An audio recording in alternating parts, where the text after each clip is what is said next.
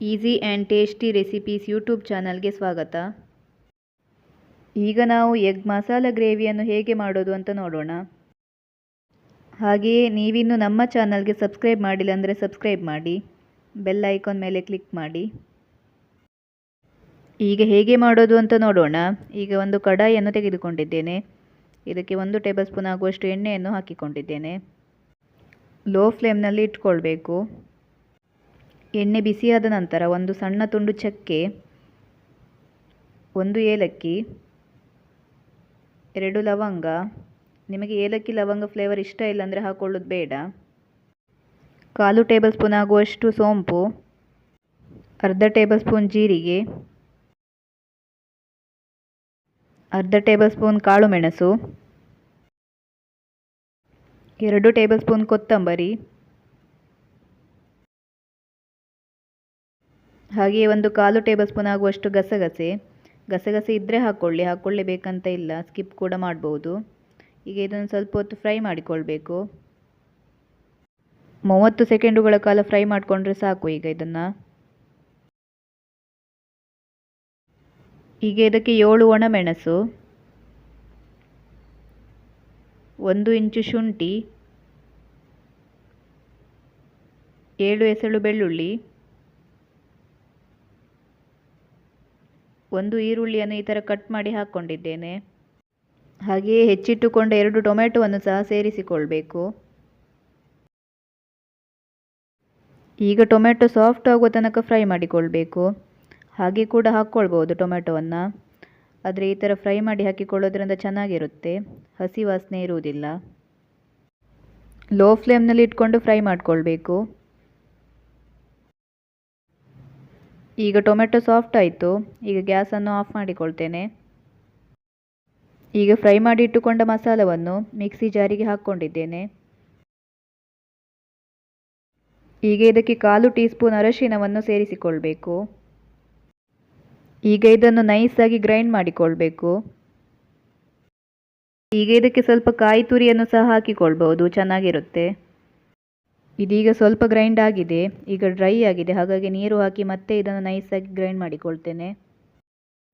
ಇದೀಗ ನೈಸಾಗಿ ಗ್ರೈಂಡ್ ಆಯಿತು. ನಾನು ಈಗ ಇಲ್ಲಿ 6 ಮೊಟ್ಟೆಯನ್ನು ಬೇಯಿಸಿ ಸಿಪ್ಪೆ ತೆಗೆದು ಇಟ್ಕೊಂಡಿದ್ದೇನೆ. ಈಗ ಇದಕ್ಕೆ ಕಟ್ಸನ್ನು ಹಾಕಿಕೊಳ್ಬೇಕು. ಕಟ್ಸನ್ನು ಹಾಕಿಕೊಳ್ಳೋದ್ರಿಂದ ಮೊಟ್ಟೆಗೆ ಮಸಾಲ ಚೆನ್ನಾಗಿ ಹಿಡಿತದೆ. ಇದೇ ಥರ ಎಲ್ಲ ಮೊಟ್ಟೆಗೆ ಕಟ್ಸನ್ನು ಹಾಕಿಕೊಳ್ಬೇಕು.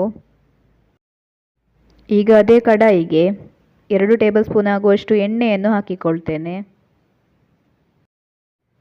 ಎಣ್ಣೆ ಬಿಸಿಯಾದ ನಂತರ ಸಣ್ಣದಾಗಿ ಹೆಚ್ಚಿಟ್ಟುಕೊಂಡ 1 ಈರುಳ್ಳಿ, 1 ಹಸಿಮೆಣಸು, ಈರುಳ್ಳಿ ಕಂದು ಬಣ್ಣ ಬರುವ ತನಕ ಇದನ್ನು ಫ್ರೈ ಮಾಡಿಕೊಳ್ಬೇಕು. ಈಗ ಈರುಳ್ಳಿ ಫ್ರೈ ಆಯಿತು. ಈಗ ಇದಕ್ಕೆ ರುಬ್ಬಿಟ್ಟುಕೊಂಡ ಮಸಾಲವನ್ನು ಹಾಕಿಕೊಳ್ತೇನೆ. ಮಿಕ್ಸಿ ಜಾರಿಗೆ ಮತ್ತೆ ಸ್ವಲ್ಪ ನೀರನ್ನು ಹಾಕಿ ಸೇರಿಸಿಕೊಳ್ತೇನೆ. ಈಗ ಇದನ್ನು 2 ನಿಮಿಷಗಳ ಕಾಲ ಹೀಗೆ ಫ್ರೈ ಮಾಡಿಕೊಳ್ತೇನೆ.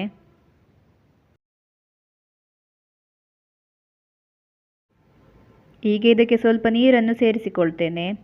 ಗ್ರೇವಿ ಜಾಸ್ತಿ ದಪ್ಪ ಇರಬಾರ್ದು, ಹಾಗೆ ತೆಳು ಕೂಡ ಇರಬಾರ್ದು, ಮೀಡಿಯಮ್ ಆಗಿ ಇರಬೇಕು. ಈಗ ಇದನ್ನು ಚೆನ್ನಾಗಿ ಮಿಕ್ಸ್ ಮಾಡಿಕೊಳ್ಬೇಕು.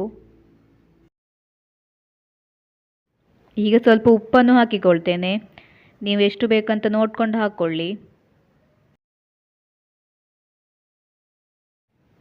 ಈಗ ಇದಕ್ಕೆ ಬೇಯಿಸಿಟ್ಟುಕೊಂಡ ಮೊಟ್ಟೆಗಳನ್ನು ಹಾಕಿಕೊಳ್ತೇನೆ. ನಾನು ಇಲ್ಲಿ 6 ಮೊಟ್ಟೆಯನ್ನು ಹಾಕಿಕೊಂಡಿದ್ದೇನೆ, ನೀವು ಕಡಿಮೆ ಕೂಡ ಹಾಕಿಕೊಳ್ಬೋದು. ಈಗ ಇದನ್ನು ಚೆನ್ನಾಗಿ ಮಿಕ್ಸ್ ಮಾಡಿಕೊಳ್ತೇನೆ. ಮೊಟ್ಟೆಗೆ ಮಸಾಲ ಹಿಡಿಬೇಕು ಹಾಗಾಗಿ. ಈಗ ಮತ್ತೆ 5 ನಿಮಿಷಗಳ ಕಾಲ ಬಾಯ್ಲ್ ಆಗಬೇಕು ಇದು, ಹಾಗಾಗಿ ಮುಚ್ಚಳವನ್ನು ಮುಚ್ಚುತ್ತೇನೆ. ಈಗ 5 ನಿಮಿಷ ಆಯಿತು, ಮುಚ್ಚಳವನ್ನು ತೆಗಿತೇನೆ. ಇದೀಗ ಚೆನ್ನಾಗಿ ಬಾಯ್ಲ್ ಆಗಿದೆ.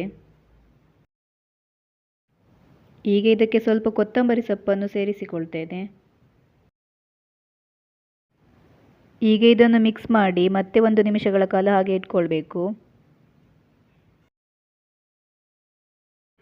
ಇದೀಗ ಚೆನ್ನಾಗಿ ಕುದಿ ಬರ್ತಾ ಉಂಟು. ಗ್ಯಾಸನ್ನು ಆಫ್ ಮಾಡಿಕೊಳ್ತೇನೆ.